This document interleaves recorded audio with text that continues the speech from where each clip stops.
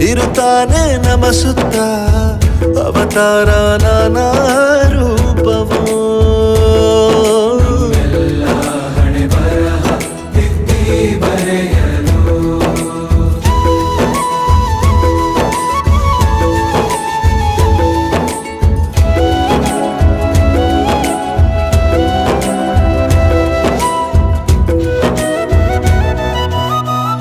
ಬಾಳಲ್ಲಿ ಲೆಕ್ಕ ಎಷ್ಟು ಮುಖ್ಯ ಎಂಬುದ ಬೆರಳಲ್ಲೇ ತೋರಿ ಕಲಿಸಿದ ಗುರುಗಳೇ.